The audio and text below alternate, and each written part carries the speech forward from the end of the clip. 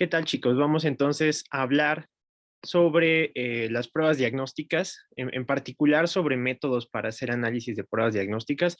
No vamos a entrar en detalles sobre las diferentes pruebas diagnósticas o específicas para alguna enfermedad, sino en general, qué metodologías pueden ustedes utilizar para analizar estudios de pruebas diagnósticas, ¿sale? Vamos a cubrir en esta clase una muy breve introducción y vamos a ver métodos de acuerdo para variables categóricas, métodos de acuerdo para variables continuas y algunas influencias de variabilidad en pruebas diagnósticas. ¿Sale? ¿Por qué es importante este tema de pruebas diagnósticas y por qué es una clase específica? Esto es porque generalmente nosotros nos va a interesar conocer como una pregunta de investigación clínicamente relevante cómo es que nosotros podemos comparar diferentes tipos de metodologías diagnósticas. Generalmente cuando nosotros queremos hacer un diagnóstico no vamos a tener solamente un método, vamos a tener más de uno, sin embargo, se pueden presentar diferentes escenarios. Aquí les pongo tres, desde luego puede haber diferentes escenarios, pero estos son los más comunes. Una misma variable y dos diferentes métodos, ¿no? Entonces, por ejemplo, podemos pensar en el diagnóstico de hígado graso no alcohólico, y podemos pensar que se puede hacer mediante un ultrasonido, donde nosotros podemos identificar un parénquima hepático con alteraciones sugerentes de hígado graso, o podemos hacer una resonancia magnética, ¿no? Y a lo mejor una pregunta de investigación puede ser cuál es el desempeño de utilizar un ultrasonido en una clínica ambulatoria comparado con una resonancia magnética. ¿Nos va bien? ¿Nos va mal? O lo puedo comparar con el mero gold standard, con una biopsia hepática, ¿no? ¿Cuál es el desempeño de la resonancia magnética o del ultrasonido como tal contra el gold standard? La otra es que podemos tener un mismo método y podemos tener dos variables que se obtengan a partir de ese mismo método. Por ejemplo, ¿qué tal si yo tengo una resonancia magnética, pero a una le mido simplemente por la densidad del tejido, si tiene o no grasa hepática, y a la otra yo le agrego espectroscopía? ¿Está agregando u ofreciendo algo a pesar de que es el mismo método o no?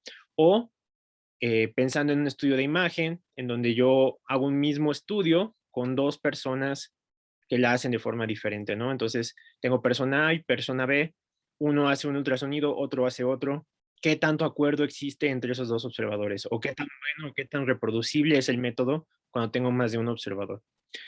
La otra es qué tan bueno es el instrumento para medir a un mismo sujeto en más de una evaluación. Entonces, tengo un sujeto y lo subo a una báscula una vez y lo subo otra vez y lo subo otra vez, otra vez.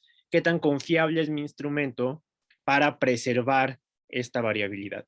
Y entonces estas son algunas de las preguntas que ustedes se pueden formular. Desde luego, estas pueden cambiar en diferentes tenores y se pueden volver más específicas, pero vamos a cubrir los métodos que cubren la mayoría de estas preguntas que entran dentro del dominio de estudios de diagnóstico.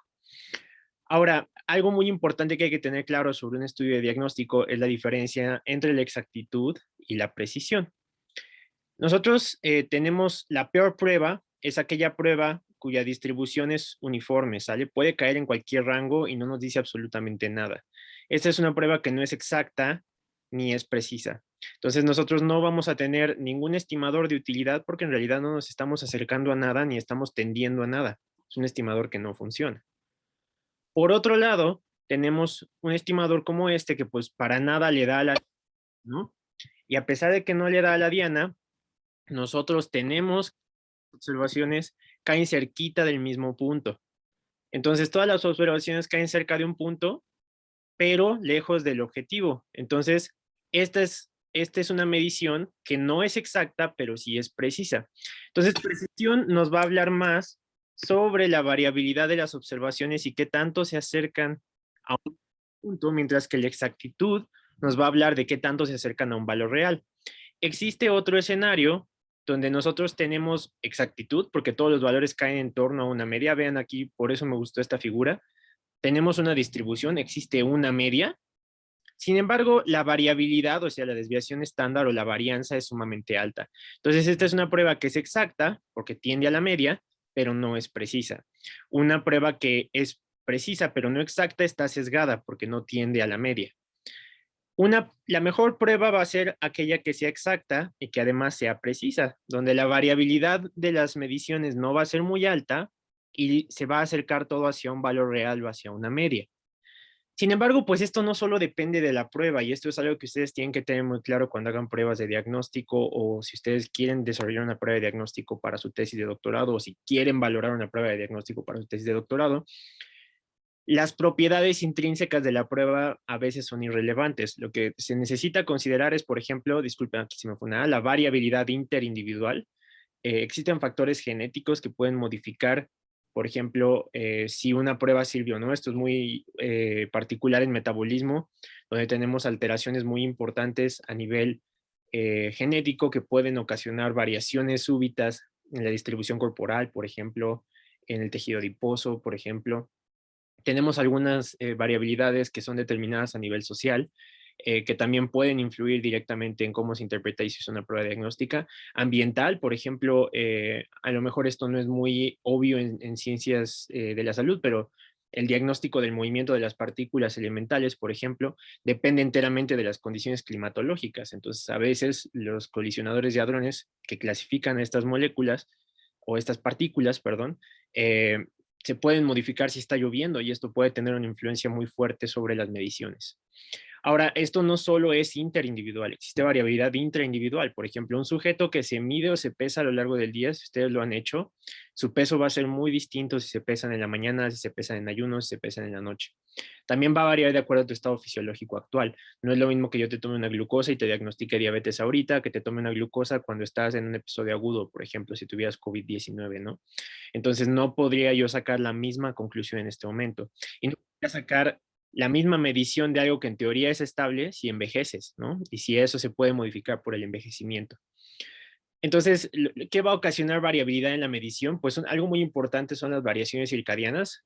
Casi todos los procesos biológicos tienen una influencia circadiana, por lo cual tenemos que controlar esta variable. En los estudios de investigación básica se considera de manera muy precisa y se tiene que estudiar. La otra es un error aleatorio que siempre va a ocurrir. Todos los instrumentos de medición pueden incurrir en un error aleatorio que puede depender de la calibración del instrumento, de un problema operador dependiente, o simplemente un error que se pueda dar por azar o por algo que no está directamente controlable dentro de las observaciones.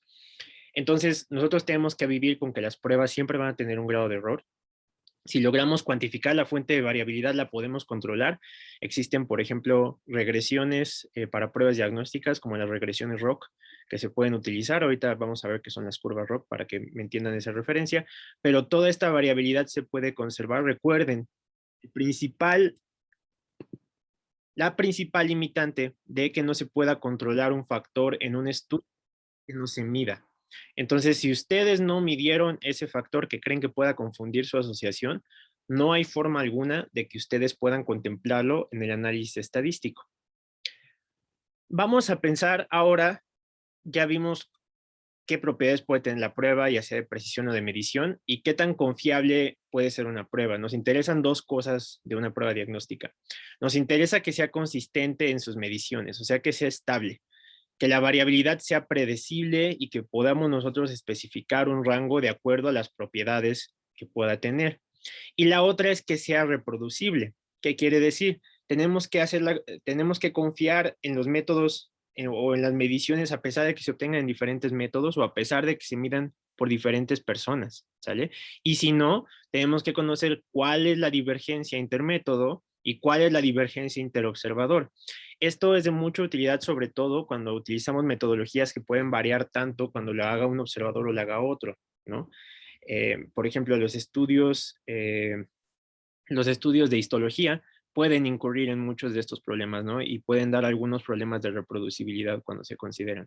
Los estudios de imagen, igual, por eso se están tratando de automatizar con inteligencia artificial, pero la inteligencia artificial se compara con un estándar de oro que tienden a ser los patólogos para las muestras de histología, o los imagenólogos, los radiólogos para las de imagen, ¿sale? Entonces, siempre tenemos que estar seguros que lo que nosotros hacemos es reproducible, si no, no funciona, ¿sale? ¿Qué tipo de datos nosotros vamos a entrar? Ustedes recordarán esta lámina de la clase de inferencia. Y bueno, nosotros vamos a trabajar con datos que generalmente van a tener una distribución binomial. Y muy específicamente, para que no nos enfoquemos mucho en esta lámina, una distribución de Bernoulli, donde nosotros vamos a tener variables que van a tender a ser 0 cuando existe la ausencia de cierto atributo, o 1 cuando existe la presencia de cierto atributo. El valor esperado o la esperanza de mi variable aleatoria, o sea, el promedio, que es como se le llamaría si fuera una distribución normal, es una P, y P representa una probabilidad, ¿sale? La suma de la probabilidad de 0 más la probabilidad de 1 tiene que ser igual a 1, ¿sale? Y entonces nosotros vamos a tener que la probabilidad de una distribución de Bernoulli se entiende con esto, ¿sale? La varianza de la distribución de Bernoulli también se obtiene mediante el valor de P. Sin embargo, como solamente vamos a tener un 0 o un 1, su entropía es baja y entonces no vamos a tender a tener errores muy altos o una varianza muy alta que va a depender más del tamaño de muestra que de algún otro factor. ¿Sale? Ahora, como vamos a lidiar con datos tanto continuos como categóricos, muy específicamente muchos con categóricos, nos interesan algunas preguntas que nosotros le podemos hacer a estos estudios. La primera es si existe un efecto de sesgo sistemático, o sea, la prueba se equivoca en una dirección predecible y conocida o no. Esa es una pregunta que puede ser muy relevante. La otra es, si yo estoy midiendo, por ejemplo, gasto cardíaco y le estoy midiendo por la ecuación de Fick y la otra le estoy midiendo a lo mejor con un método de imagen, ¿cuál es la concordancia entre estos métodos? ¿Funciona o no funciona un método con respecto a otro? ¿Sale? La otra es cómo se comparan entre sí estos dos métodos. ¿Algún método es mejor que otro? ¿Será acaso que yo puedo tener un método que sea mejor o que me ofrezca alguna ventaja comparativa? Y las últimas dos preguntas que van muy de la mano, ¿qué tan precisas son mis mediciones? O sea, si yo tengo dos instrumentos que están midiendo lo mismo, ¿qué tan bien uno mide con respecto al otro? Ya vimos a qué se refiere con precisión. Y la otra es, si yo mido con un mismo instrumento dos observaciones, ¿qué tan reproducibles son estas mediciones? ¿Estoy acaso teniendo mediciones que son constantes, que son confiables, o se está equivocando mucho mi instrumento? Entonces vamos a empezar con la primera pregunta. Si existe acaso un efecto sistemático. Para que nosotros podamos evaluar las diferencias sistemáticas, vamos a tener generalmente un gold standard, ¿sale? Entonces tenemos una medición y lo vamos a comparar contra un gold standard. Gold standard nos referimos a un estándar de oro, que es precisamente la prueba diagnóstica más confiable que tenemos, que nos va a permitir hacer el diagnóstico o la evaluación de la enfermedad que nosotros queremos evaluar. Para comparar si existe un efecto sistemático, o sea, si las pruebas están divergiendo de manera muy importante, nosotros podemos usar la prueba de McNemar. La prueba de McNemar es una modificación de la prueba G cuadrada para muestras pareadas. McNemar se puede usar también para datos que se obtienen en un antes y después y que son categóricos. Por ejemplo, personas que tengan una insuficiencia cardíaca con cierto grado clínico y comparamos grado clínico antes y después de una intervención. Si los grados clínicos cambiaron, vamos a tener una prueba de McNemar significativa. Si nosotros lo estamos haciendo para una prueba diagnóstica, podemos hacer un diagnóstico con una prueba, otro diagnóstico con otra prueba, y nos interesa ver si existe un sesgo sistemático en la medición. O sea, si nosotros estamos teniendo mediciones que son muy divergentes cuando usamos dos métodos o dos puntos de tiempo. La hipótesis nula de la prueba G cuadrada de McNemar es que no existe evidencia de una diferencia sistemática en la proporción de respuestas positivas de ambos métodos, o si lo pensáramos en un antes-después, no existe diferencia sistemática en la proporción o en la distribución de individuos en la categoría antes y después de una intervención. ¿Sale? Si un método nos está dando valores que son verdaderos, la ausencia de diferencias sistemáticas generalmente implica la ausencia de un sesgo. O sea, nuestro método no va a estar sesgado y está, grosso modo, clasificando de manera consistente a los individuos, a pesar de que son dos metodologías diferentes, ¿sale? Entonces, la prueba de McNemar lo que hace es que toma a través de una población, toma una muestra y va a comparar, por ejemplo, aquí tenemos un antes-después, a sujetos y va a evaluar si los del 0 se quedaron como 0 o pasaron al grupo 1, o si los del 1 se quedaron como 1 o pasaron al grupo 0. ¿sale?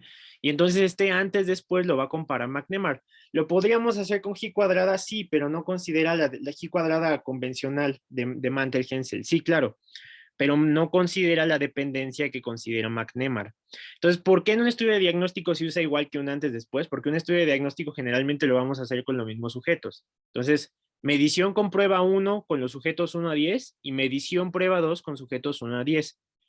Y como es el mismo sujeto que nosotros estamos midiendo con la prueba 1 y con la prueba 2, pues es como si en realidad estuvieran pareados. La medición que se obtuvo en la prueba 1 va a depender también de la medición que se hizo en la prueba 2. Por eso, cuando nosotros pensamos en una prueba pareada, esta prueba pareada puede ser o que se realizó en los mismos sujetos o que se realizó en 2 puntos de tiempo. Generalmente ahí también son los mismos sujetos, ¿sale? Lo único que nosotros vamos a variar es ya sea el tiempo o el tipo de prueba, pero los sujetos como tal están pareados, ¿sale? Segunda pregunta relevante para las pruebas de diagnóstica, para las pruebas diagnósticas. ¿Cuál es la concordancia entre mis métodos? Es decir, ¿qué tan bien mis métodos obtienen resultados que pudieran considerarse razonablemente similares? Primero vamos a ver, para responder esta pregunta, qué pasa cuando nosotros usamos datos categóricos. Ahora aquí ustedes van a sentir la tentación de usar la prueba G cuadrada de Mantel-Hensel, ¿sale? Si ustedes no hubieran tomado esta clase, primero harían McNemar y dirían ya con eso estuvo, ¿sale? Pero McNemar solo te dice si hay o no hay un sesgo sistemático, no te está diciendo qué tanto es ese sesgo, o si existe el sesgo, qué tanto acuerdo hay entre una medición y otra. Entonces, para medir el acuerdo, nosotros vamos a usar la capa de Cohen. La capa de Cohen, aquí está la fórmula, se obtiene restando el acuerdo observado menos el acuerdo teórico observado por azar, que generalmente es 0.05, aunque puede establecerse por otros límites basado en la distribución, contra el acuerdo máximo que uno puede observar, ¿sale?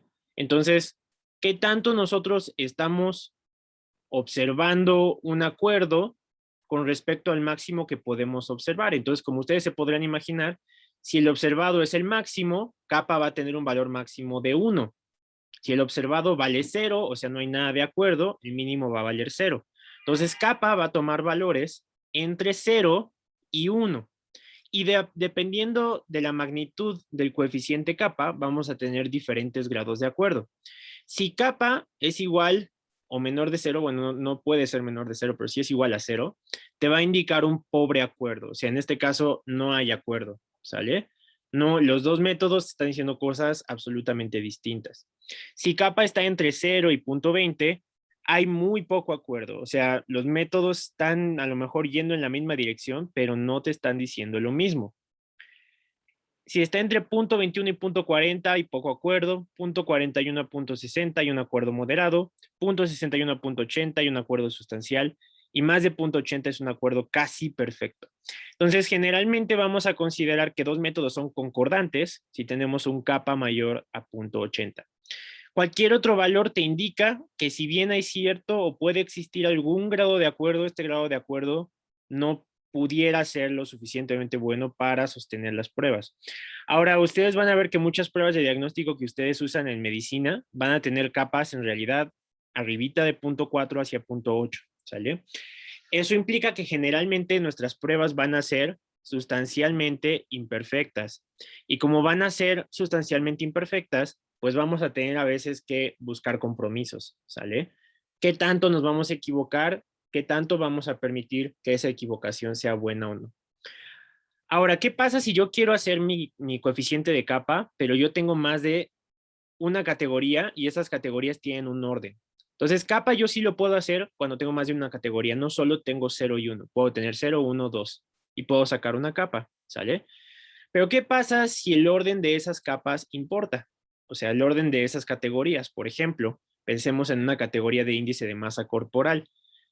Uno no va a transicionar espontáneamente de bajo peso a obesidad. Pudiera pasar que no notaste el cambio claro, pero hay un orden, ¿no? No es lo mismo pasar de bajo peso a obesidad que pasar de obesidad a bajo peso. Son dos instancias totalmente distintas. Entonces, cuando nosotros queremos considerar el orden de las observaciones, nosotros vamos a utilizar una capa ponderada. Entonces, la capa ponderada nos permite resolver este problema, porque ¿qué puede pasar si usamos capa de Cohen cuando queramos usar capa ponderada?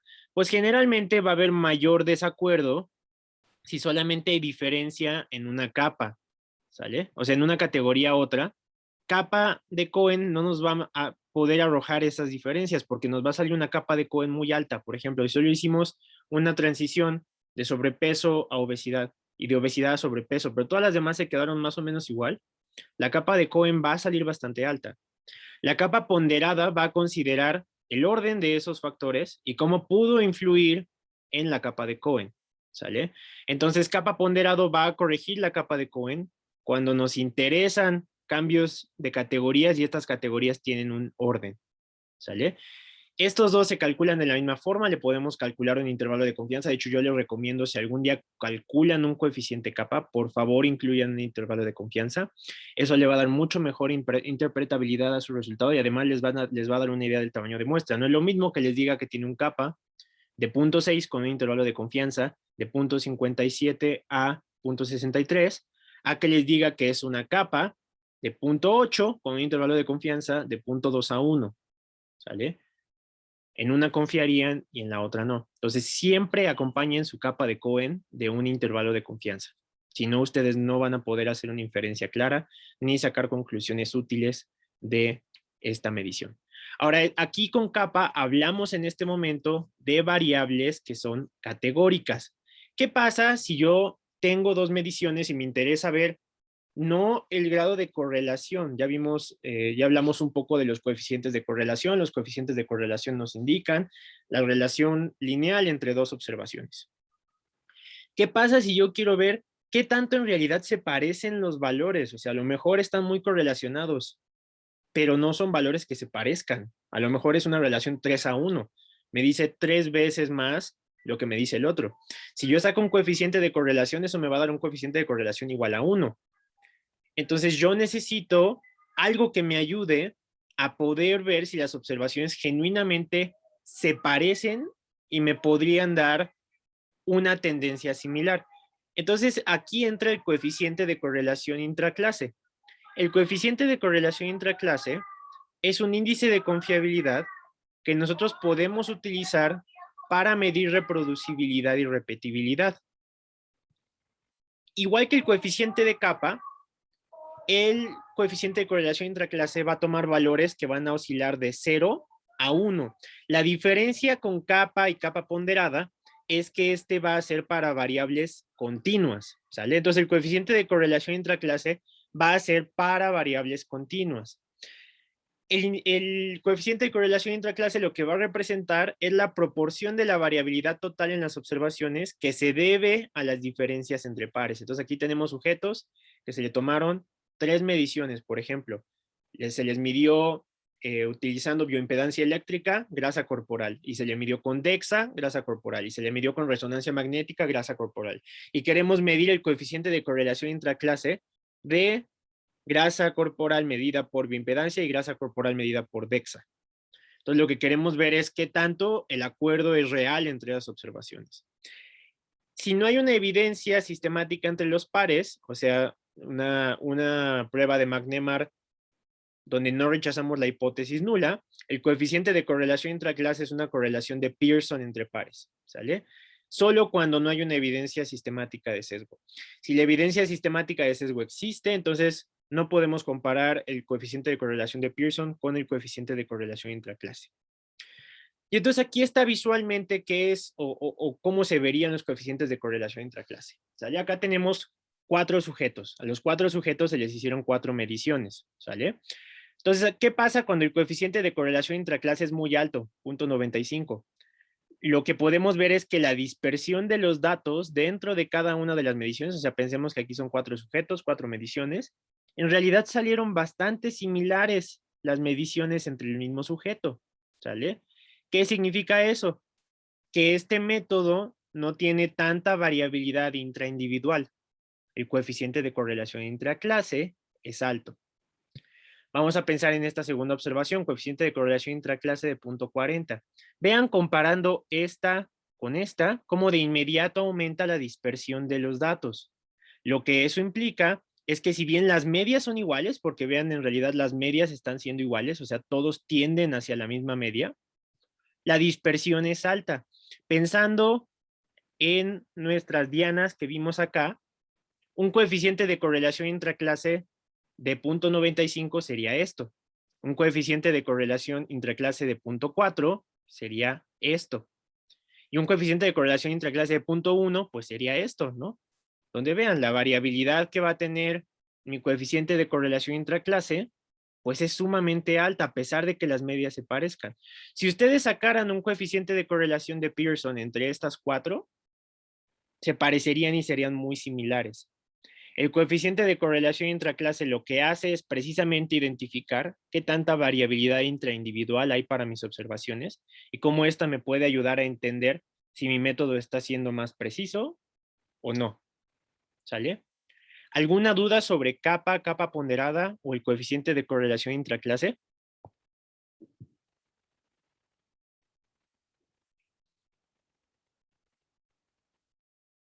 Perdón, yo tengo una duda. Y adelante. Entonces, para estos casos, lo que se tendría que hacer sería sacar tanto la capa y el coeficiente, y si no, bueno, la puntuación es si hay una posibilidad de que la capa sea muy alta, pero el ICC no. Sí, bueno, aquí, por ejemplo, tú podrías usar las variables continuas. Acuérdate que la principal diferencia entre capa y el coeficiente de correlación intraclase es que una es continua y otra es categórica, ¿no? Tú podrías usar estas variables continuas para sacar una categoría, ¿no? Entonces podrías sacar diagnóstico de obesidad adiposa, por ejemplo, ¿no? Y entonces tú podrías ver si por DEXA y por bioimpedancia eléctrica te dan o tiene alta concordancia este método. Si tiene alta concordancia, es muy probable que tenga un coeficiente de correlación intraclase alto, pero no es mutuamente no es, vayan, uno no implica el otro. Si te da un coeficiente de correlación intraclase muy alto, sí te puede dar un capa alto, pero si te da un capa alto, no necesariamente te da un coeficiente de correlación intraclase alto, y eso tiene mucho que ver con que cuando tú categorizas variables continuas, o sea, si tú categorizaste una variable continua, vas a perder información, ¿sale? Entonces, si tú tienes un capa alto, no necesariamente implica un coeficiente de correlación intraclase alto, porque tú no sabes cómo se comporta. Por ejemplo, si tú pusiste un punto de corte de 5, a lo mejor arriba de 5 hay mucha variabilidad, a pesar de que todos cayeron bien, ¿no? Entonces los valores pudieran no ser muy similares, aunque todos caen arriba de un umbral.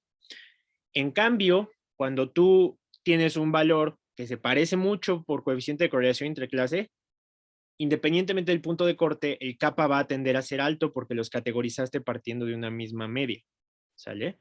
Entonces, para hacer más fácil la respuesta, un coeficiente de correlación intraclase alto siempre implica una mejor categorización de las dos o una categorización más reproducible.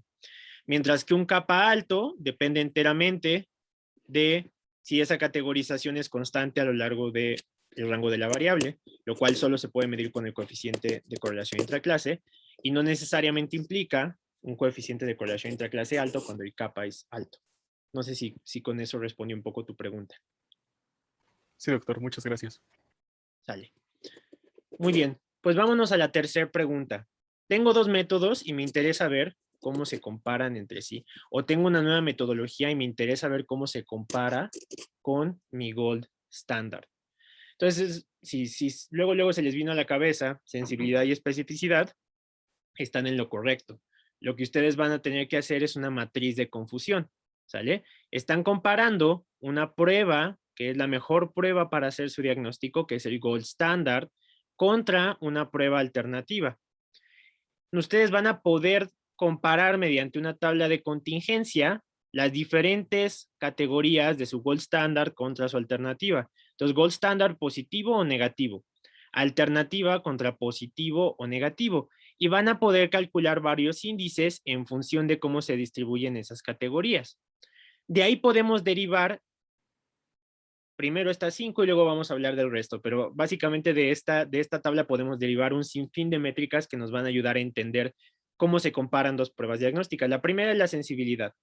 La sensibilidad se refiere a la proporción de sujetos que tienen la condición de interés que correctamente son identificados por la prueba. Como pueden ver, lo que estamos diciendo es que también la prueba identifica a sujetos con una condición. Sensibilidad es una propiedad intrínseca de la prueba. Y lo vamos a calcular con los sujetos que tienen los verdaderos positivos, o sea, los que concuerdan, sobre todos los posibles positivos que va a tener mi gold standard, ¿sale? Entonces, ¿dónde concuerdan las pruebas contra los positivos de acuerdo a mi gold standard? La especificidad me va a decir la proporción de sujetos que no tengan la condición, aquí se me fue él, que están correctamente identificados por la prueba. Entonces, donde hay concordancia de la negatividad sobre los negativos de mi gold standard. Sensibilidad y especificidad, como son que sean correctamente identificados por la prueba, son propiedades intrínsecas de la prueba. Mientras que el valor predictivo positivo y el valor predictivo negativo nos van a decir, por ejemplo, en el caso del valor predictivo positivo, la proporción de sujetos con un resultado de prueba positivo que tienen la condición. Entonces, de los sujetos que tienen la prueba positiva, ¿cuántos tienen la condición? Y aquí, en lugar de dividir la concordancia entre los resultados de la prueba positiva, los vamos a dividir entre los que nos va a dar la alternativa, ¿sale?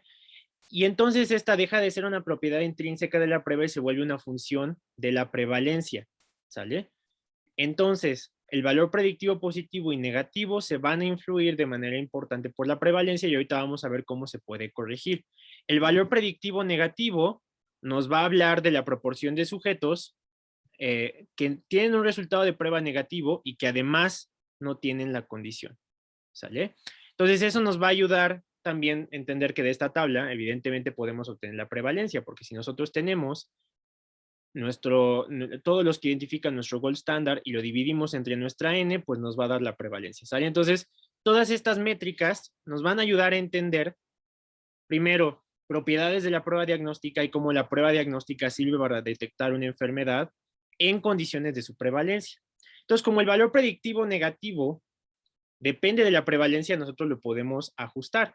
Entonces, esto entra más en el campo de la estadística bayesiana, en particular de el teorema de Bayes. Entonces, ustedes, como pueden ver aquí, hacemos una corrección basada en el teorema de Bayes por prevalencia, pensando en que la prevalencia es nuestra probabilidad preprueba. Entonces, la prevalencia, que es la probabilidad preprueba, va a modificar la forma en que un resultado negativo nos permite descartar una enfermedad. Y entonces se puede sacar, utilizando el teorema de Bayes, un valor predictivo negativo ajustado por prevalencia, en el cual vamos a multiplicar la especificidad por 1 menos la prevalencia, dividido entre 1 menos la sensibilidad por la prevalencia, más la especificidad menos 1 menos la prevalencia, ¿sale? Aquí lo único que estamos agregando es probabilidad a priori, y esta probabilidad a priori nos va a ayudar a poder sacar conclusiones un poco más cercanas a la realidad y ya no tan influidas por la prevalencia, ¿sale? Sino que van a considerar que ya conocemos la prevalencia y por ende la podemos cuantificar, ¿sale? Si no, este resultado va a estar modificado por una prevalencia que pudiera ser desconocida y entonces podemos descartar algo simplemente por las condiciones que tenemos. ¿Cómo esto me puede influir? ¿Qué pasa si yo tengo una enfermedad donde yo voy a tener, que va a ser muy baja su prevalencia, ¿sale? Muy, muy, muy, muy baja. Y tengo un valor predictivo negativo sumamente alto. Entonces, si la prevalencia es baja, un valor predictivo negativo pudiera ser muy útil, ¿sale? Cuando es alto. Porque entonces definitivamente puedo descartar la enfermedad. ¿Qué pasa si mi prevalencia es sumamente alta? Mi valor predictivo negativo aquí pudiera no ser tan útil si no lo ajusto por prevalencia. Porque entonces yo tengo un resultado negativo, pero la probabilidad de que yo me equivoque o que esté influido por la prevalencia es sumamente alta. Lo mismo pasa, y de manera a lo mejor más clásica, incluso para las pruebas de VIH se hacen muchos ejercicios al respecto, sobre el valor predictivo positivo. Este también se puede ajustar por la prevalencia, ¿sale? Vean que aquí es 1 menos la prevalencia conocida porque lo que quiero es descartar. Entonces, ¿cuál es la probabilidad de que el paciente no tenga la enfermedad? Aquí es multiplicado por la prevalencia porque el valor predictivo positivo me indica si la prueba es positiva, qué tan posible es que tenga la enfermedad. Entonces son los verdaderos positivos sobre la suma de todos los positivos, ¿sale? Y en este caso, por ejemplo, con VIH, son muy, si ustedes llevan una clase de probabilidad y estudian probabilidad condicional y tratan de ver la interpretación de una prueba positiva de VIH, van a ver que aún una prueba positiva, cuando la prevalencia es baja, no necesariamente cambia mucho tu probabilidad diagnóstica, ¿sale? Y es por eso que una sola prueba para VIH tiende a no ser suficiente. Eh, Cuando la prevalencia es alta, el valor predictivo positivo se vuelve sumamente importante, ¿sale? A diferencia del valor predictivo negativo. Entonces, por eso que nosotros nos va a interesar ajustar la prevalencia de estas dos métricas para poder tener una medida más objetiva de cómo vamos a poder utilizar estas métricas. Ahora, el problema que tienen los valores predictivos es que, de nuevo, como su valor absoluto depende de la prevalencia, no nos va a permitir tomar algunas decisiones. Entonces, ahorita vamos a ver que una forma intuitiva de usar los valores predictivos positivos y negativos es transformándolos en likelihood ratios, ¿sale? Y ahorita vamos a ver cómo eso nos puede servir mucho más para poder tomar decisiones que un valor predictivo positivo o negativo.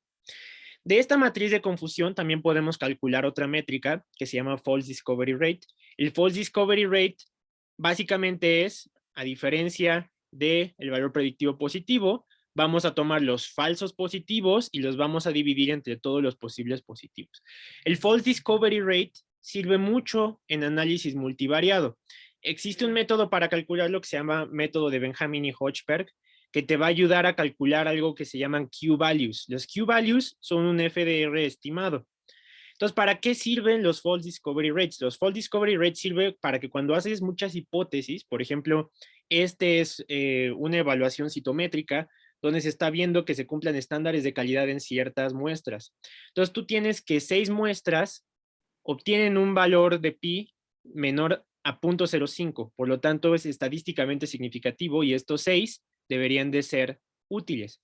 Sin embargo, cuando se hace otra prueba, se identifica que en realidad, otra prueba que es mucho más precisa contra la que se comparaba esta, se identifica que en realidad había dentro de estos 6 que supuestamente habían pasado el umbral de calidad, 3 falsos positivos.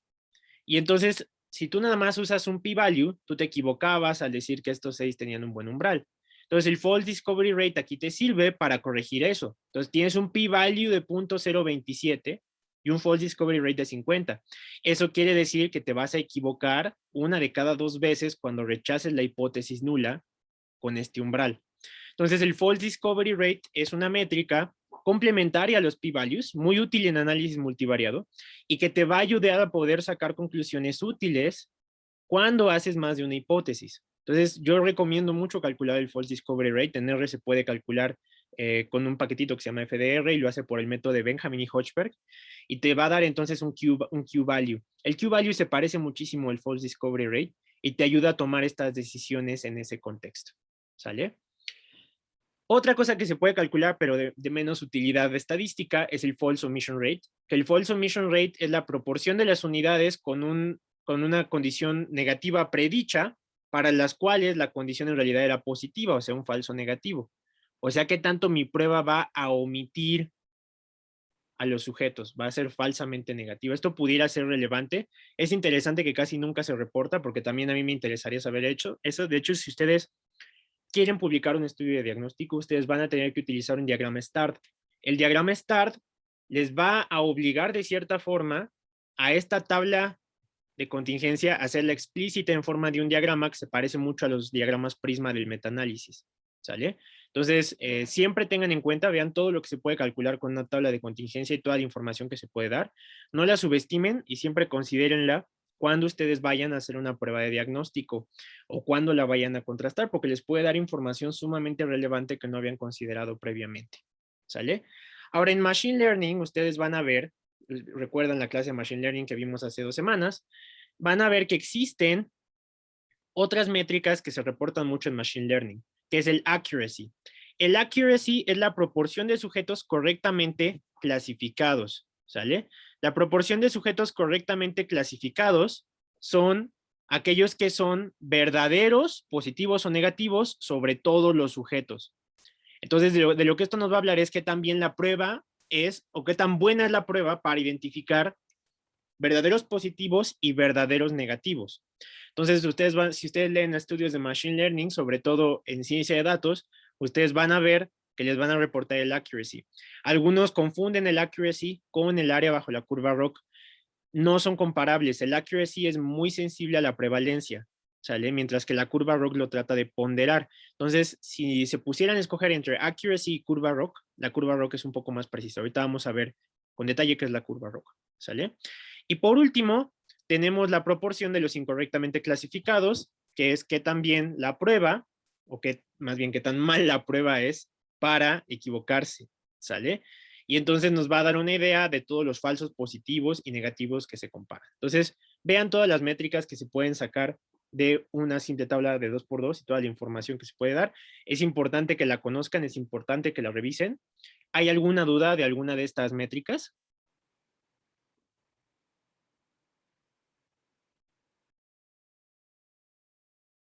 ¿No? Muy bien.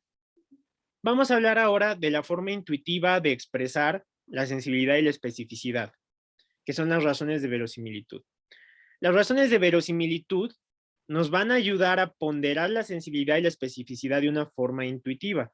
Recuerden que la sensibilidad es qué tan buena es la prueba para identificar a sujetos que tienen enfermedad. Y lo vamos a comparar contra el complemento de la especificidad siendo qué tan buena es la prueba para descartar la enfermedad.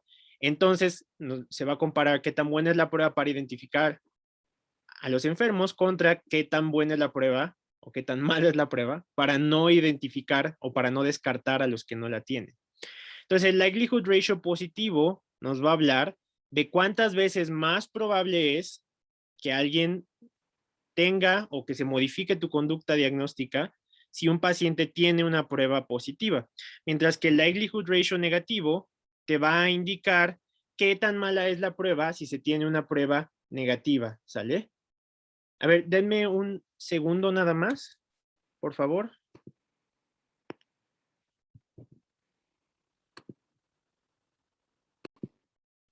Ok, entonces el likelihood ratio positivo, lo que me dice es cuando mi prueba es positiva, qué tanto se modifica mi probabilidad post-prueba de mi consideración del diagnóstico o de mi terapéutica, ¿sale? Mientras que el likelihood ratio negativo, como lo que considera la especificidad y uno menos la sensibilidad, lo que me mide es si mi prueba es negativa, qué tanto disminuye la probabilidad de mi asociación, ¿sale? Pero a lo mejor ustedes ven este nomograma, ven la probabilidad preprueba, ven el likelihood ratio, ven la probabilidad postprueba, seguramente les enseñaron que si ustedes ponían una regla, lo pasaban de acá a acá, lo pasaban de acá a acá.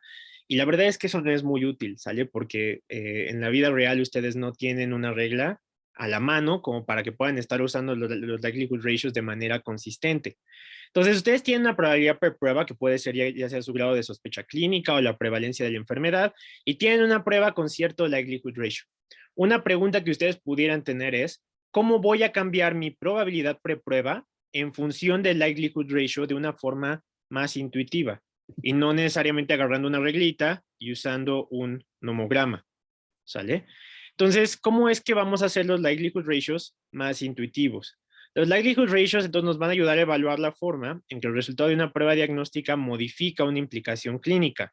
Entonces, yo tengo este diagrama que es bastante útil para tratar de entender la lógica. Si yo tengo una probabilidad preprueba sumamente baja, o sea, por debajo del 5%, pues entonces yo no hago la prueba, no considero un diagnóstico alternativo. Si tengo un umbral bastante amplio, que cae en un intervalo de confianza del 90 al 95%, pues entonces a lo mejor sí conviene que haga la prueba, ¿no? Y la probabilidad prueba es la que me puede hacer esta modificación. Si cayera por arriba de un umbral del 90, entonces la puedo cambiar. Pero bueno, ¿y qué hago con esto? ¿Sale? Entonces aquí les voy a enseñar una forma para que ustedes puedan hacer el cálculo de su probabilidad post-prueba si ustedes quieren obtener una probabilidad dentro de sus resultados. Entonces, ustedes tienen una probabilidad previa y entonces la van a convertir a los prior odds. O sea, la probabilidad preprueba se convierte a odds simplemente dividiendo la probabilidad sobre 1 menos esa probabilidad. Y eso les va a dar sus odds, ¿sale? Un odds ratio es 1 sobre, probabilidad sobre 1 menos la probabilidad, ¿sale? Y entonces van a tomar esos odds que ustedes ya calcularon y lo van a multiplicar por el likelihood ratio positivo o por el likelihood ratio negativo. Y eso les va a dar sus posterior odds. Y para calcular su probabilidad a partir de sus posterior odds, entonces déjenme ver si puedo anotarlo con el lapicito para que quede muy claro para todos. Entonces, tengo una probabilidad la cual voy a escribir con mi símbolo pi. Y entonces pi sobre 1 menos pi me va a dar mis odds, ¿sale? Entonces mis odds van a ser igual a pi sobre 1 menos pi. Entonces tengo mi probabilidad preprueba, lo convierto en odds de esta forma. Lo multiplico por los likelihood ratios y me va a dar odds. Entonces, si yo quiero obtener mi probabilidad a partir de los odds, lo único que yo tengo que hacer es pasar esto para acá multiplicando, ¿sale? Y entonces esto me va a ayudar a hacer el cálculo de mi probabilidad post-prueba de manera consistente. Lo mismo si yo lo estoy haciendo con un likelihood ratio positivo o con un likelihood ratio negativo, ¿sale? Entonces los odds a veces les van a ayudar a entender un poco más esta probabilidad. La verdad es que pensar en probabilidad numérica siempre es difícil y por eso se tiende a establecer umbrales. La categorización pretende simplificarlo. Sin embargo, en muchos casos, y espero cuando ustedes ejerzan medicina basada en evidencia, van a darse cuenta que a veces los likelihood ratios no son tan intuitivos. Entonces, como hacer estos cambios son muy complicados, se establecen umbrales. Entonces, se dice que un likelihood ratio positivo mayor a 10 va a ser un likelihood ratio que va a modificar de manera significativa mi probabilidad post-prueba cuando es positivo. Y un likelihood ratio negativo menor a 0.3 va a tender a cambiar mi conducta diagnóstica también de manera significativa. Entonces, ustedes pueden usar esta regla de pulgar, que es utilizar la forma categorizada, ya sea likelihood ratio mayor a 10 o likelihood ratio menor a 0.3 cuando es negativo y mayor a 10 cuando es positivo, o hacer esta modificación basado en el concepto de los momios. La que les funcione puede ser buena, la realidad es que lo importante es que entiendan el likelihood ratio y cómo puede hacer un poquito más intuitivo los problemas de valor predictivo positivo y negativo. Ahora, vamos a hablar sobre otra métrica que se calcula a partir de la sensibilidad y del false positive rate, que es 1 menos la especificidad. Si nosotros graficamos todos los posibles valores de sensibilidad y especificidad para diferentes puntos de corte, nosotros vamos a obtener una curva ROC. Entonces, la curva ROC se compara con una diagonal ideal. Como tal, si nosotros tomamos un cuadrado y nosotros tomamos el área de este cuadrado, el área posible dentro de esta gráfica, dado que el valor máximo de sensibilidad es 1 y el valor máximo de la tasa de falsos positivos es 1, el área máxima que podemos tener es 1. Sin embargo, como solo vamos a considerar el área por encima de esta diagonal, el área máxima que vamos a poder tener en realidad va a ser 0.05. Para hacerlo más intuitivo, el área bajo la curva ROC va a tomar valores de 0.05 a 1. Y de lo que me va a hablar la curva ROC es del rendimiento diagnóstico de una prueba. Me va a indicar qué tan precisa es mi prueba diagnóstica, que generalmente va a ser un valor continuo, para identificar un fenotipo de forma categórica. Otra interpretación del área bajo la curva es la tasa promedio positiva verdadera o la sensibilidad promedio para todas las tasas falsas positivas posibles. O sea, qué tan buena va a ser mi prueba contra qué tan mala se puede comportar. Entonces, como ustedes pudieran esperar, si el false positive rate es bajo, o sea, si se equivoca poco, el true positive rate va a ser alto. Entonces, el punto ideal se va a tender a encontrar en el punto más cercano a la esquina superior, donde tenemos el true positive rate. Entonces, el área bajo la curva ROC nos va a ayudar para comparar curvas diagnósticas. De hecho, es asintóticamente similar al coeficiente kappa. Si el coeficiente kappa tomara valores de 0.5 a 1, sería el área bajo la curva ROC. Entonces, el área bajo la curva ROC es una muestra o una medida de concordancia ponderada para punto 5. Entonces, cuando les decía que lo confunden porque un área bajo la curva ROC de punto 8 va a equivaler más o menos a un coeficiente kappa entre punto 6 y punto 7. ¿Sale? Entonces, eso indicaría un acuerdo, pues, como sustancial, pero en realidad no muy bueno. ¿Sale? Pero básicamente el coeficiente kappa va a ser muy similar a las curvas ROC. ¿Sale? Ahora, eso que les acabo de comentar, pues a veces nosotros vamos a querer identificar un punto de corte. ¿Sale? Y entonces, nosotros vamos a tener varias métricas dependiendo para qué queramos la prueba. Por ejemplo, si es una prueba de tamizaje, nos va a interesar maximizar la sensibilidad porque queremos detectar a la mayor cantidad de sujetos. Pero si fuera una prueba ya de confirmación, pues a lo mejor lo que nos interesa es maximizar la especificidad, ¿no? Como en el caso de las pruebas de VIH que están concatenadas por sensibilidad y especificidad. Entonces, nosotros podemos utilizar como el índice que maximiza esta relación al índice de Juden. El índice de Juden lo que mide es la distancia del punto más alto de la prueba o la distancia que existe desde la esquina hacia la curva. Entonces, por ejemplo, en esta curva ROC, el índice Juden es este punto. En esta curva ROC, el índice Juden sería este punto, o sea, la distancia mínima que nosotros vamos a tener. Y esto va a ser un compromiso. ¿Por qué? Porque siempre vamos a tener falsos positivos y falsos negativos. La sensibilidad y la especificidad son mutuamente dependientes. Nunca vamos a tener un punto de corte que sea perfecta o un perfecto compromiso entre ambos. O más bien, una perfecta relación de sensibilidad y especificidad a menos que sea una prueba perfecta. Generalmente vamos a tener que establecer un compromiso. El mejor compromiso se llama índice Juden o la J de Juden, la cual nos va a ayudar a identificar la distancia más pequeña desde la diagonal hasta la curva. ¿Sale?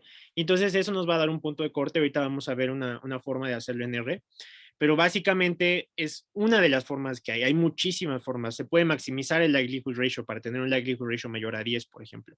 Se puede maximizar la sensibilidad, se puede maximizar la especificidad, se puede maximizar el valor predictivo positivo. Todo eso puede tener diferentes implicaciones epidemiológicas y desde luego cada una se hace de una forma distinta. Y ya nada más para terminar vamos a hablar de la última metodología que responde a estas dos preguntas. ¿Qué tan precisas son las mediciones y qué tan reproducibles son? O sea, si yo tengo dos mediciones por métodos distintos, ¿qué tan precisas son entre sí? Y si yo tengo dos mediciones con un mismo método, ¿qué tanto se parecen? ¿Sale? Y entonces ahí lo que entra es la última metodología que vamos a conocer, que es el análisis de Bland y Altman. El análisis de Bland y Altman se utiliza para comparar dos mediciones de la misma variable. Muy importantemente, tienen que estar en la misma escala. Si no están en la misma escala, el análisis de Bland-Altman es un coeficiente de correlación. ¿Sale?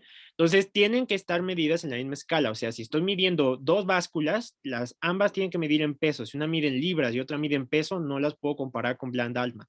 Tienen que estar en las mismas unidades. ¿Sale?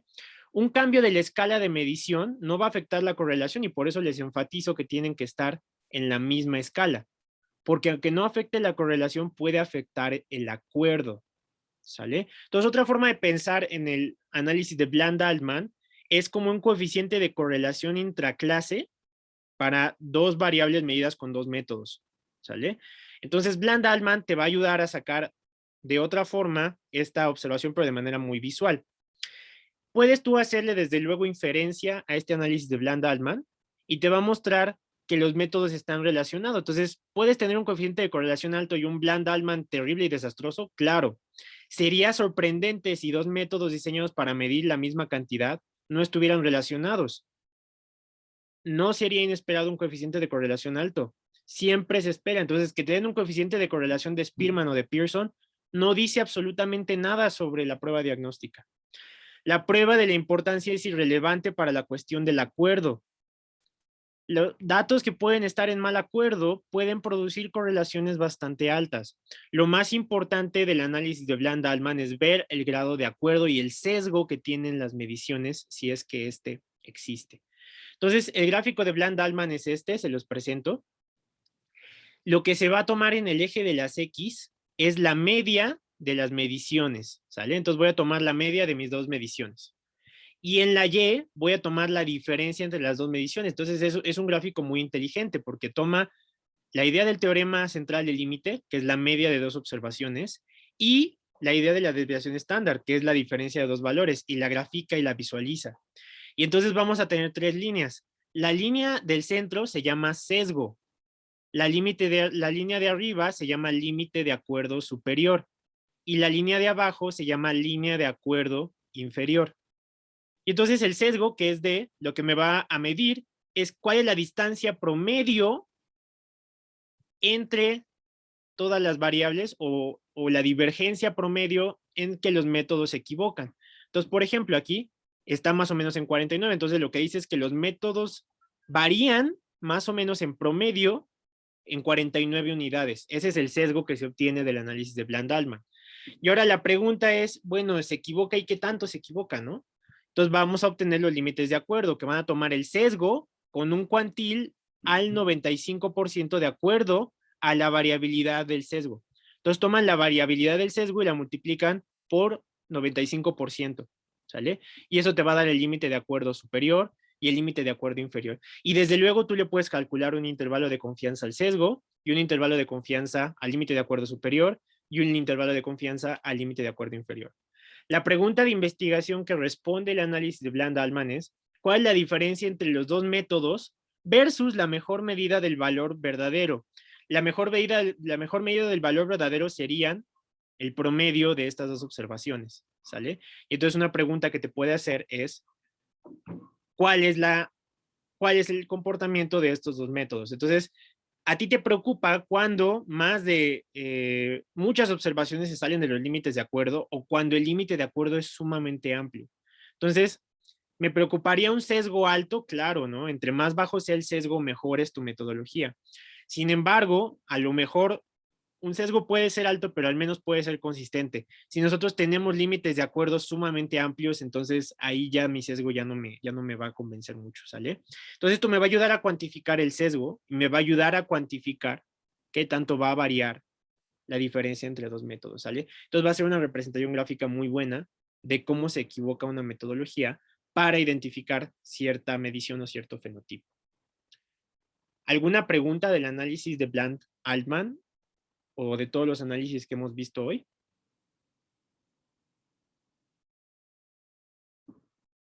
Parece que sí, aquí acaba la parte. Los voy a mantener para que se las queden. Muy bien, pues entonces voy a pasar a compartir pantalla en R para que veamos cómo se interpretan estos métodos. ¿Sale? Ok, entonces primero les quería introducir a un paquete que se llama Pacman. Pacman es un paquete que sirve para cargar paquetes. Entonces, ustedes lo pueden instalar, acuérdense, como install packages, abren comillas Pacman. Y una cosa muy padre de Pacman, ustedes dicen, bueno, ¿y por qué no uso install packages nada más, no? Si ustedes usan Pacman, no solamente les carga el paquete, sino que si no lo tienen, se los instala, ¿sale? Y no tienen ya que usar comillas, simplemente ponen el nombre del paquete. Entonces, vamos a usar cada vez más Pacman simplemente porque es un paquete muy cómodo y además impide que tengas que poner load 50,000 veces, simplemente pones el número de paquetes que necesitas y empieza a funcionar, ¿sale?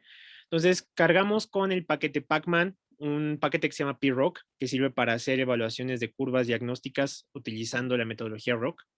Vamos a cargar Optimal Cut Points, que es un paquete que va a servir para poder estimar puntos de corte basado en diferentes criterios estadísticos. Y vamos a utilizar Caret, que es un paquete que sirve tanto para ajustar modelos de Machine Learning como para validarlos. En particular va a servir mucho para calcular matrices de confusión. Ahora cargo mis paquetes y en mi paquete PROC está estos datos que vamos a cargar. Acuérdense, la función data utilizan ASA. Y entonces voy a poner mi signo de interrogación. Recuerden que esto me va a ayudar a recuperar la información sobre el paquete. Vean, estos datos resumen o recapitulan muchos valores clínicos y un valor de laboratorio de 113 pacientes que tienen hemorragia subaracnoidea aneurismática. ¿Sale? Y entonces abro, no sé por qué no me está checando esto. Debería. No me está abriendo mi help. Bueno, el punto es que ahorita exploramos el paquete, supongo que no tiene función de ayuda. Entonces le pongo head asa para ver qué contienen mis variables. Y lo que pueden ver es que acá nosotros vamos a tener algunas variables de interés. Sí me gustaría ver si lo puedo cargar, porque no sé si... Me gusta, aquí está, ahora sí, perdón. Entonces aquí están los datos de hemorragia subaracnoidea. Y entonces vamos a tener diferentes variables. Tenemos género, que bueno, va a ser masculino o femenino. Tenemos el desenlace que tiene la hemorragia subaracnoidea, que va a ser bueno o malo. Tenemos la edad, que se va a expresar en medidas continuas. Y tenemos un marcador que se llama SF100. ¿Sale? Y tenemos otro marcador que se llama NDK, que son marcadores que se tomaron en sangre y que el objetivo es ver si estos marcadores me sirven para hacer algún pronóstico basado en hemorragia subaracnoidea. ¿Sale? Entonces nosotros podemos utilizar la función ROC. Acá tenemos la función ROC. Y entonces de mi dataset ASA, acuérdense, abrimos con el signo de pesos. Eso me permite escoger variables. Y entonces voy a escoger outcome. Voy a poner, después de que abro curva ROC, a ver, vamos a empezar desde cero. Entonces tengo mi función ROC, la abro y voy a poner una coma. Antes de la coma voy a poner mis datos categóricos. Entonces tengo ASA, outcome. Y después de mi coma voy a poner lo que yo quiero poner a prueba para identificar el fenotipo con mi curva ROC, que va a ser en este caso la medición S100B. ¿Sale? Entonces aquí lo que yo estoy pidiendo con esta función es qué tan bueno es mi marcador S100B para identificar mi desenlace, o sea, el desenlace que tienen los pacientes con hemorragia subaracnoidea. Yo lo voy a correr y lo voy a almacenar. Acuérdense que esta función, este código me sirve para indicar que lo almaceno. Lo voy a almacenar en el objeto roc1. Entonces lo almaceno y de hecho no necesito yo ponerle print, pero lo puedo poner roc1 nada más. Y entonces lo que me va a dar roc1 es un área bajo la curva. ¿Alguien me quiere ayudar a interpretar esta área bajo la curva? ¿Qué les parece? ¿Es buena? ¿Es mala?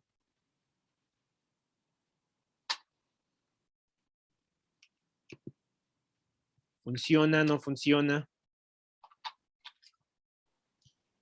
Pues habían comentado que, o sea, más o menos punto 8 era una concordancia sustancial, pero no era tan adecuada, ¿no? Entonces, pues creo que no es una buena concordancia. Sí, no, no es buena.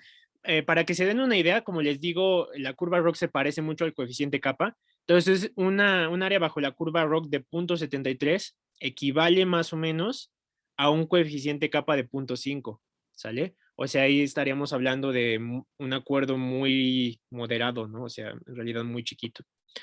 Otra forma de escribir, de pedir la curva ROC es poner igual la función ROC, ponen nada más el nombre de la variable outcome, ponen nada más el nombre de la variable continua y lo separan con el tilde. Esto es de gusto, si a ustedes les gusta así o les gusta así, ahí después pueden poner data igual a asa o pueden nada más poner data, o sea, nada más el nombre de los datos, y estos funcionan exactamente igual, les va a dar lo mismo. A esta misma función se le pueden agregar algunos argumentos. Por ejemplo, puedo pedir que me dé el intervalo de confianza. Entonces pongo CI igual a true. Y entonces lo corro. Y entonces ahora me da mi estimador puntual con intervalo de confianza. Por favor, si ustedes van a calcular áreas bajo la curva ROC, siempre acompáñenlo de un intervalo de confianza. ¿Sale? Siempre acompáñenlo de un intervalo de confianza. Vamos a hacer el ROC2. Entonces, ROC2 lo voy a calcular igual, pero para el otro marcador que tiene nuestra base de hemorragia subaracnoidea, tomo outcome, tomo ASA, y voy a tomar este marcador que se llama NDK, ¿sale? Voy a pedir además que me dé mi intervalo de confianza. Lo calculo. Y ahora, ¿qué opinan de esta área bajo la curva ROC? ¿Qué opinan del marcador NDK? ¿Funciona o no funciona?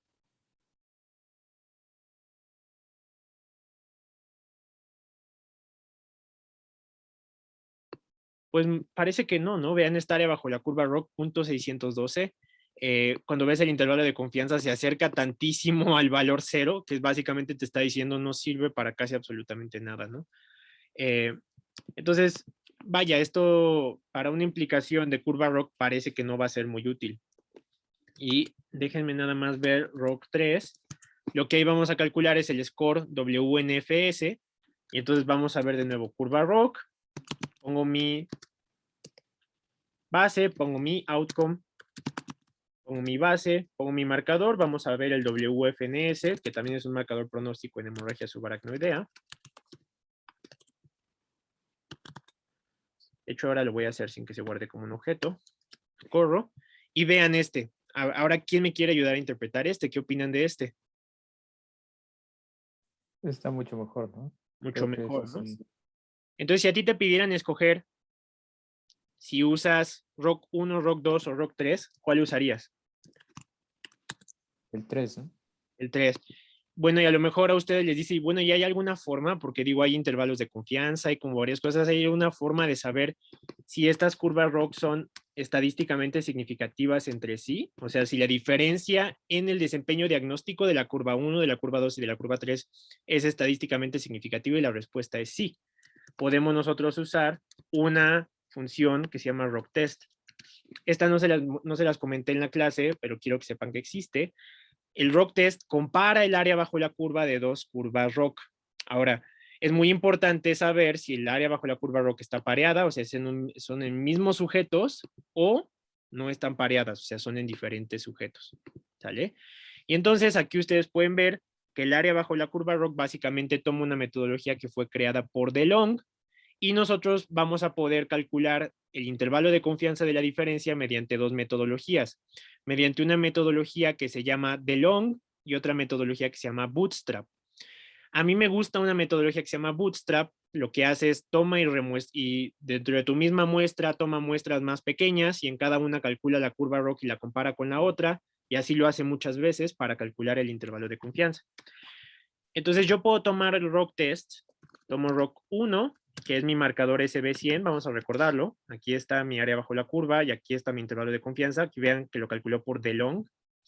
Tomo mi marcador WFNS y me da esta idea también. Y yo quiero comparar si me conviene ese marcador en sangre que se llama SB100 o puedo simplemente usar el score pronóstico, ¿no? Y si son diferentes entre sí. Y entonces a mi ROC test yo le puedo pedir que por método me haga Bootstrap. Déjenme nada más checar cómo se escribía el argumento para que no la voy a regar. Sí, Bootstrap. A veces se pone boot y ya me ha pasado varias veces que me equivoco. Entonces ponemos que me haga 100 remuestreos, ¿sale? Entonces lo que va a hacer es que va a tomar 100 pequeñas muestras de mis 113 sujetos que van a tener un cierto tamaño y va a calcular la curva ROC 1 y la curva ROC 2 y va a tomarme intervalos de confianza basados en el percentil 95 y en el, bueno, 97.5 y 2.5 para calcular el intervalo de confianza. Entonces vean que aquí me mostró mi barrita de cómo corría y me está dando un bootstrap. Si ustedes no le indican que no están correlacionadas, inmediatamente asume que son los mismos sujetos. Bootstrap para dos curvas correlacionadas. Entonces ustedes dijeron que la curva 1 era definitivamente menor que la curva 2. La hipótesis nula de esta prueba es que la diferencia entre las curvas ROC es igual a 0. Entonces nosotros queremos rechazar esa hipótesis y decir no, es diferente de 0. Sin embargo, después de hacer un remuestreo 100 veces, lo que te dice es que el p-value, si ustedes escogen un umbral de alfa 0.05, no indica una diferencia significativa entre tu curva ROC 1 y tu curva ROC 3. Entonces, aunque parecen cuantitativamente diferentes, no hay evidencia para decir que una es sistemáticamente mayor. Lo que esto te indicaría es que probablemente necesitas un mayor tamaño de muestra si quieres demostrar que es superior. Lo único que puedes concluir es que el área bajo la curva en términos absolutos es mayor para una medición con respecto a otra y que esta pudiera tener alguna implicación, pero esta no queda aún muy clara. Vamos a ver ahora una con la que estoy seguro que va a salir. De hecho, aquí me equivoqué porque puse ROC 2. ROC 2 era de esta de NDKA, que daba 0.611. Vamos a comparar NDKA con WFNS. Entonces voy a poner ROC 3 comparada con ROC 2 por Bootstrap. Y vean aquí. Entonces de nuevo hice mi curva ROC, hice mi modelo. para 100 muestras, tomadas por Bootstrap, me dice que la diferencia entre la curva ROC 2 para NDKA y la curva ROC 3 para WFNS tiene una diferencia que es estadísticamente significativa con un alfa de 0.05 y por lo tanto puedo concluir que mi prueba diagnóstica WFNS es mucho mejor para identificar un mal pronóstico comparado con mi prueba diagnóstica NDK, ¿sale? Sin embargo, no hay diferencia entre NDK y S100B, y nada más para completar el ejercicio académico, vamos a comparar ROC 1 con ROC 3, aunque, miren, yo pensé que no iba a haber diferencia, entonces WFNS sí es mejor que S100B, aunque S100B no es mejor que NDK. Esto lo puedo concluir aquí, hice mi prueba de ROC, donde comparé S100B contra WFNS, hice mi comparación de curvas ROC, me da una diferencia con un p-value de 0.030, lo cual con un alfa de 0.05 es estadísticamente significativo, y me indica que mi curva ROC 1 es significativamente mayor a mi curva ROC 2, por lo tanto, el desempeño diagnóstico de WFNS es significativamente mejor al de SB100. ¿Alguna duda de cómo interpretar las curvas ROC o cómo hacer esta prueba ROC para tratar de identificar si dos biomarcadores, cómo se comparan entre sí o cómo se comparan dos biomarcadores entre sí?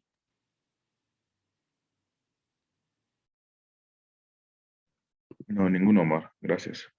Muy bien. Entonces ahora algo padre, apenas salió la actualización del paquete ROC y entonces ustedes pueden tomar Deployer.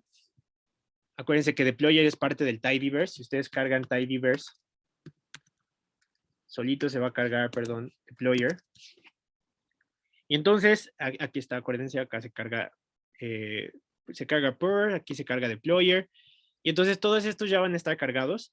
Y entonces tú puedes tomar la base, le pones un pipeline, y si te da flojera, ponerle ASA, signo de peso outcome, ASA, signo de peso S100B. Lo único que puedes hacer es ASA, pipeline, y pones nada más un ROC con los nombres de las variables, ¿sale? Eso sí lo puede hacer el paquete ROC. No todas las funciones lo pueden hacer, pero el paquete ROC sí lo hizo, ¿no? Entonces eso está bastante chido.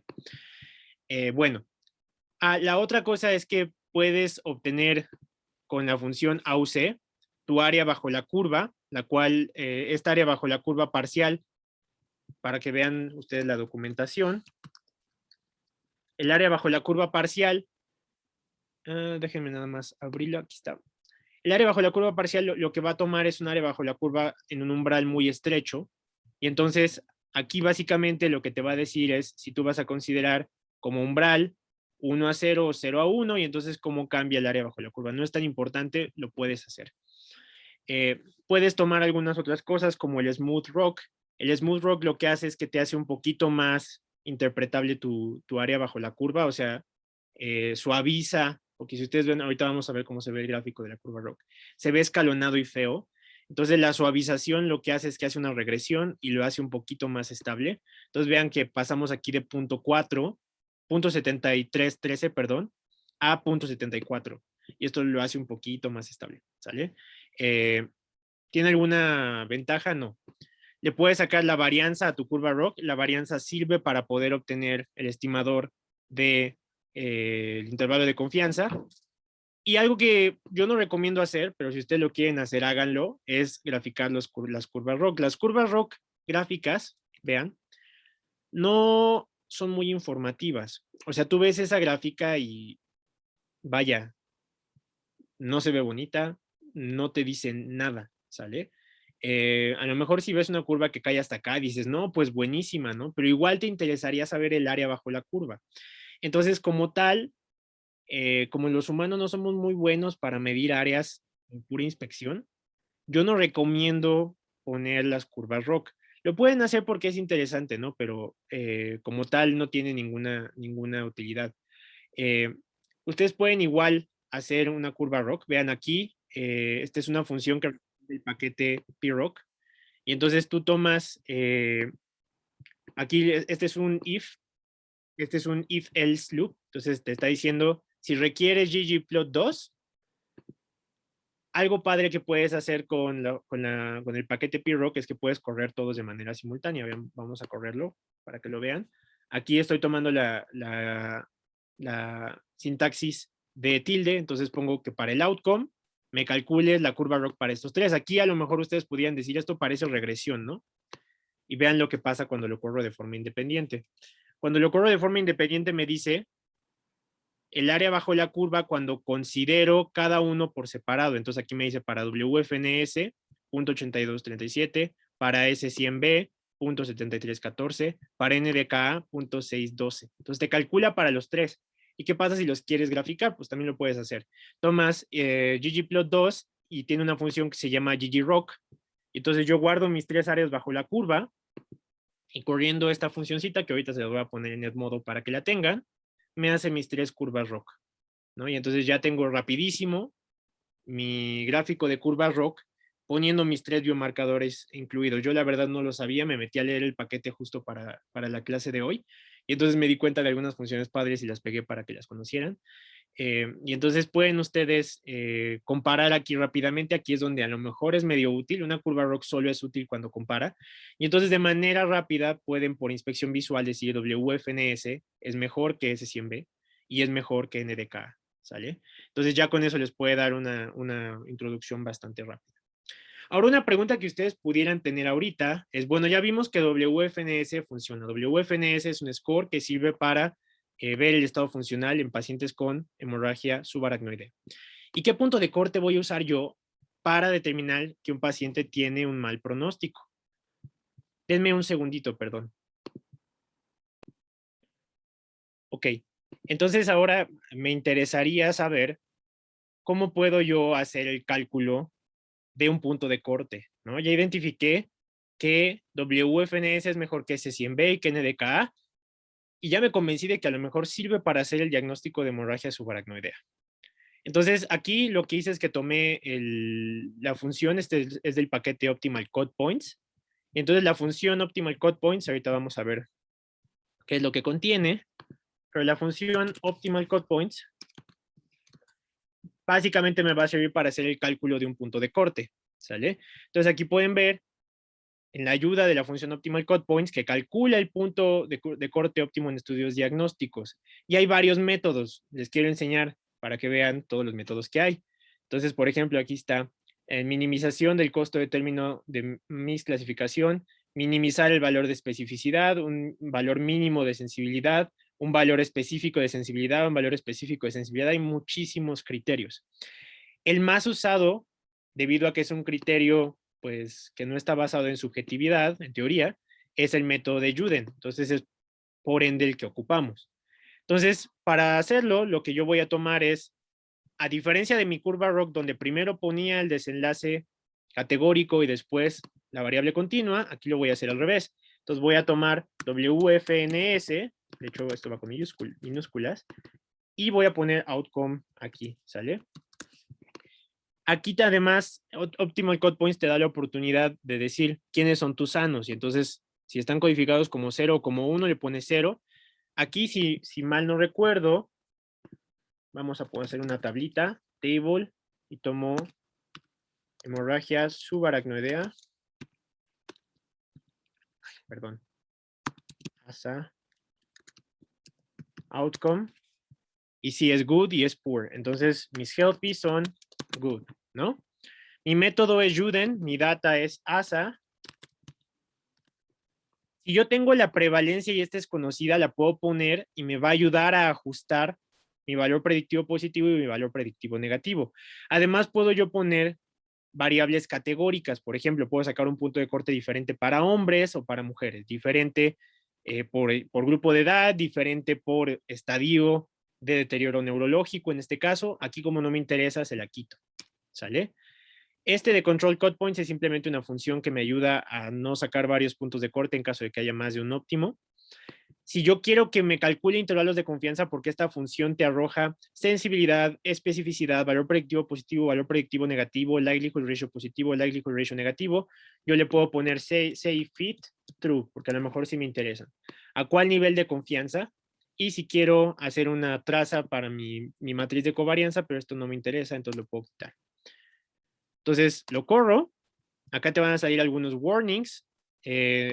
no tiene mucha implicación ninguno de sus warnings, entonces lo podemos seguir, básicamente sobre cómo calcula los intervalos de confianza. Y si yo uso mi función summary, me arroja este output, ¿sale? Ok, entonces me dice, este fue tu call. Hiciste optimal cut points para WFNS en función de tu outcome. Tus sanos son good. Tu método fue Juden. Tus datos son ASA. No conoces la prevalencia de la población. Quisiste intervalos de confianza con este nivel de confianza. Ahora, aquí no me arrojó el área bajo la curva ROC porque yo especifiqué que mi tag healthy es good. Si le pongo 0, sí debería de salir. Déjenme checar. No, parece que no.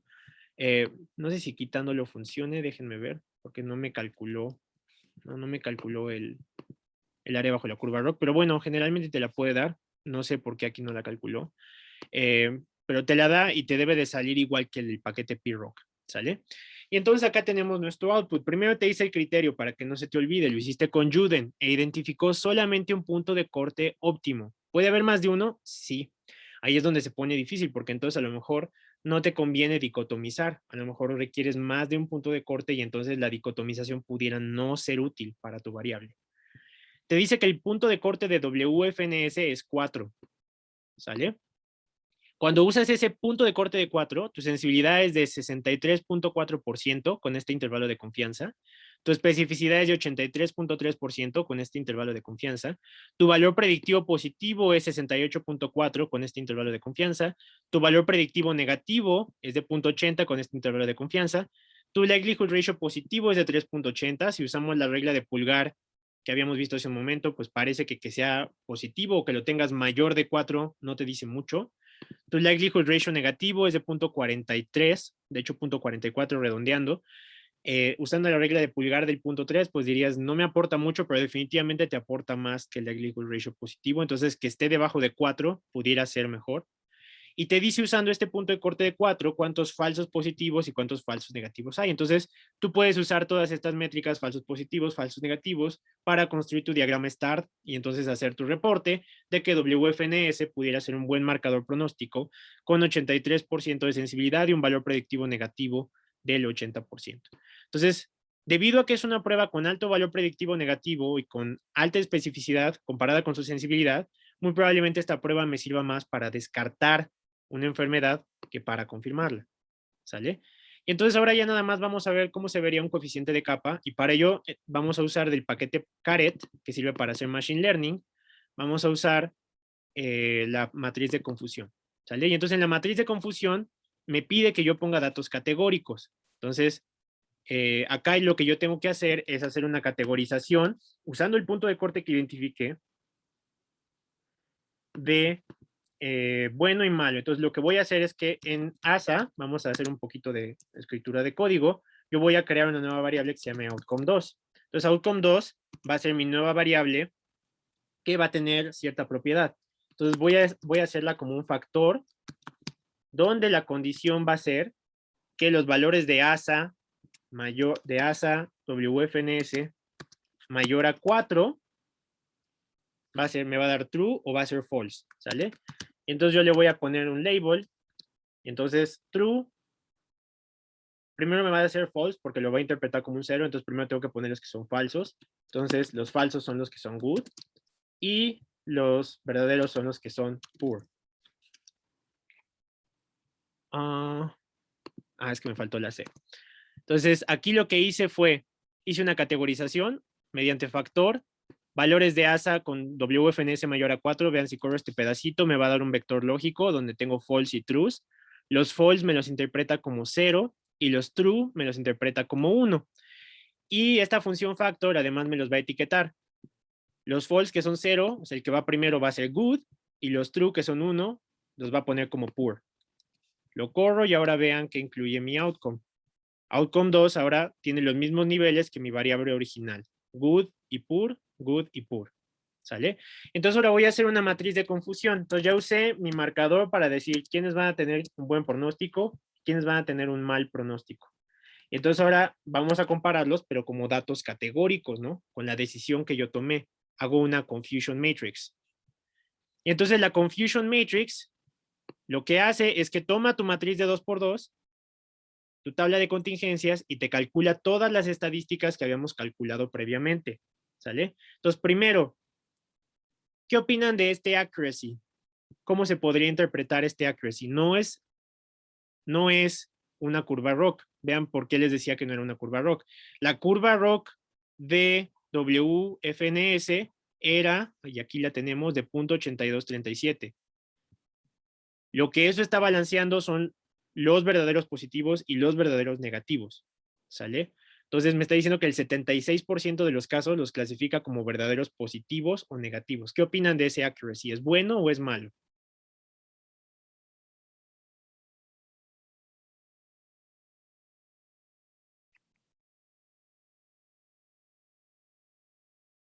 Si usarían esa prueba o no la usarían. Depende. ¿De qué dependería? Pues primero del contexto biológico en el que yo estoy usando esa prueba. O sea, si estoy evaluando un biomarcador para sustituir un procedimiento sumamente invasivo, claro que lo usaría. Pero si solo estoy evaluando si una prueba es mejor que otra o el desempeño de una misma tecnología en cierto ambiente, no lo usaría. Muy bien. Perfecto. La otra es el no information rate. El no information rate básicamente lo que te dice es si tú estás teniendo una pérdida de información importante al usar este método de clasificación. Y entonces aquí se hace una hipótesis en la cual si el no information rate es significativamente menor al accuracy, entonces esta prueba no sirve mucho y le asigna un p-value. Y entonces lo que te dice es que el no information rate no es significativamente menor al accuracy, o no se puede rechazar la hipótesis nula de que no son menores, ¿sale? Entonces, no te está haciendo perder mucha información, parece que tiene buen accuracy, pero vean el coeficiente kappa que calcula. Este coeficiente kappa, ¿qué grado de acuerdo me indicaría basado en cómo calculamos el coeficiente kappa?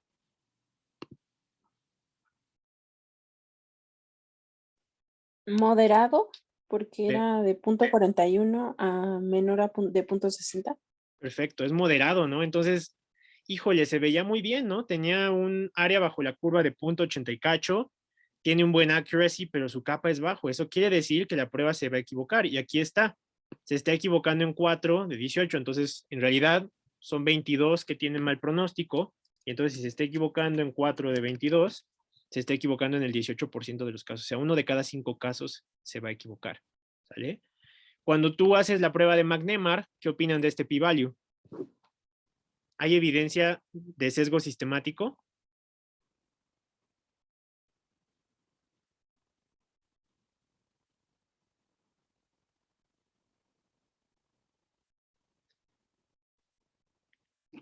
Parece que sí, ¿no? Acuérdense que McNemar, cuando es significativo, te indica evidencia de sesgo sistemático. Entonces sí se está equivocando. Y ahora lo interesante sería saber estos 4 por qué se equivocaron.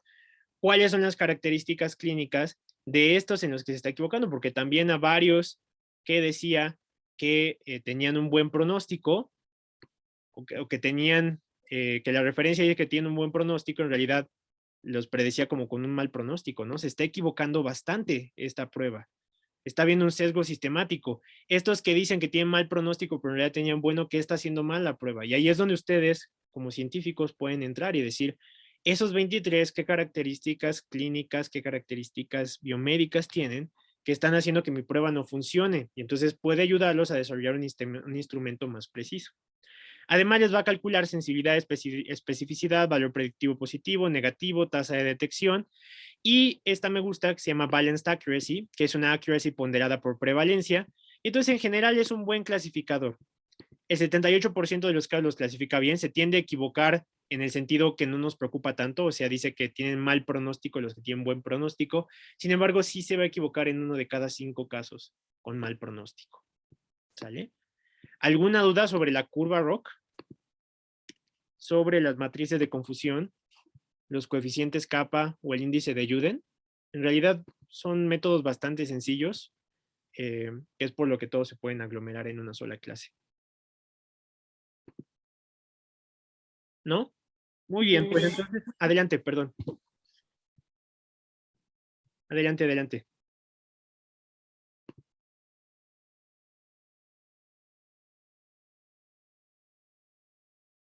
Bueno, parece que no, ¿verdad? Entonces, seguimos con Bland-Altman.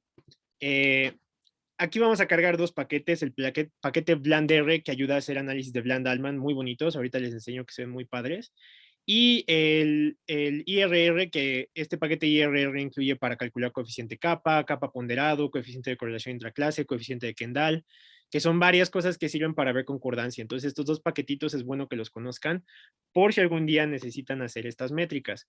Ahora aquí yo me estoy inventando dos medidas que van a ser A y B.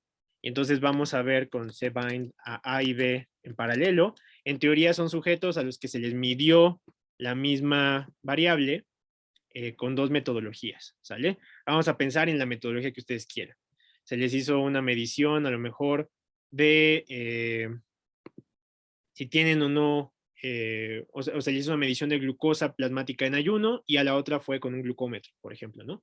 Y entonces estoy obteniendo dos mediciones. Primero les quería enseñar con la función core, voy a sacar el coeficiente de correlación de Pearson, ¿sale? Vamos a ver qué tan correlacionadas están A y B. Primero, a ojo de buen cubero, ¿qué parece? ¿Están correlacionadas o no? ¿Se parecen los valores?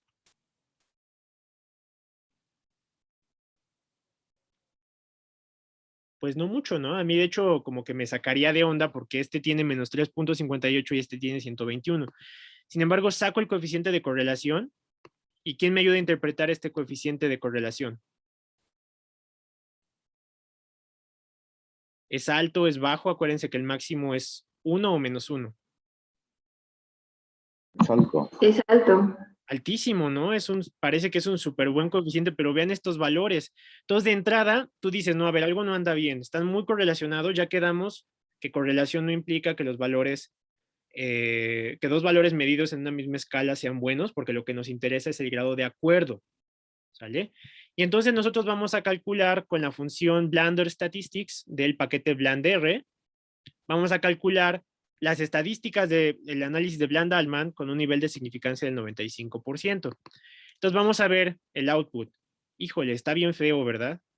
Y dices, ¿y cómo diablos interpreto esta cosa? Pues bueno, el paquete BlandR lo tiene cubierto para ustedes. Hay una función que se llama Blander Output Text que te lo explica con bolitas y palitos. Entonces vamos a correrlo. Lo mismo, pero en lugar de ponerle Blander Statistics, pongo Blander Output Text. ¿Para qué voy a usar Blander Statistics? Lo voy a usar porque a veces calcular las estadísticas a priori me puede servir para varias cosas, ¿sale? Entonces vean, aquí ya te lo dio bien bonito. Te dice, son 20 sujetos, hice 20 comparaciones. El valor máximo es de 2.2765 para los promedios y el valor mínimo es de 0.206. El valor máximo de diferencia es 0.01 y el valor mínimo es de menos 1.362. El sesgo, y esto es importante, tiene este valor y acá abajo les calcula el intervalo de confianza. Entonces, en promedio, mis métodos se están equivocando en 0.414 unidades, ¿no? Que esto puede tener diferentes implicaciones. Si fuera glucosa, no sería mucho, ¿no? Pero si estuviéramos hablando de un valor que oscila entre 0.5 y 1, pues sí sería muchísimo, ¿no? Totalmente se tiene que poner en contexto en función de la prueba. Límite de acuerdo superior, o sea, ¿cuál fue el límite hacia el cual varió más hacia arriba, que es 0.18, y el límite de acuerdo inferior, que es punto hacia abajo, ¿sale? Y te toma la media de las diferencias sobre la media de las diferencias sobre la media de las medias, y te da 68, ¿sale? Y entonces estos son los que tú reportarías, vean, bien bonitos este paquete, te dice, reportarías el sesgo de esta forma, el límite de acuerdo superior de esta forma, y el límite de acuerdo inferior de esta forma. Pero lo más intuitivo del Bland-Altman es evidentemente el gráfico, ¿sale? Entonces, con Bland Draw simplemente metes tu medida A y tu medida B, y con ggplot2 te hace este gráfico. Y entonces aquí estamos viendo el sesgo. Aquí está el sesgo promedio, que cae más o menos aquí, que era 0.41395. Entonces es este valor que cae acá. Este es el intervalo de confianza del sesgo. Entonces vean que algunas observaciones caen dentro del valor promedio del sesgo. Entonces, en general, todas van a tender a oscilar hacia ese valor. Muy pocas caen por afuera del límite de acuerdo inferior y del límite de acuerdo superior. Entonces eso puede también modificar algunas cosas, ¿sale? Y entonces, básicamente este gráfico lo que nos dice es que el grado de acuerdo pues no está tan mal. Sin embargo, todas van a caer en un límite diferente. Y entonces nada más quiero que vean, voy a guardar aquí mi paquetito, y cómo antes de que calcule el coeficiente de correlación intraclase, ¿cómo creen que vaya a salir este coeficiente de correlación intraclase? ¿Alto o bajo?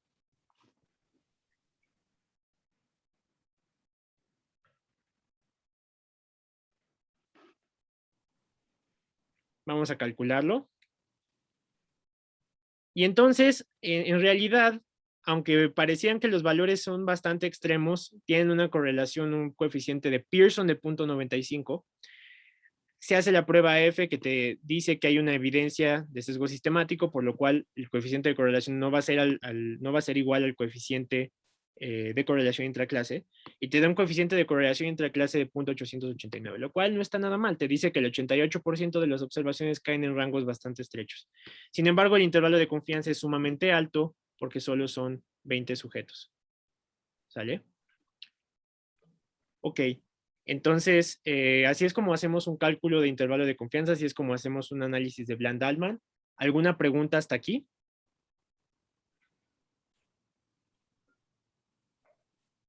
¿No? Muy bien, pues entonces aquí terminamos.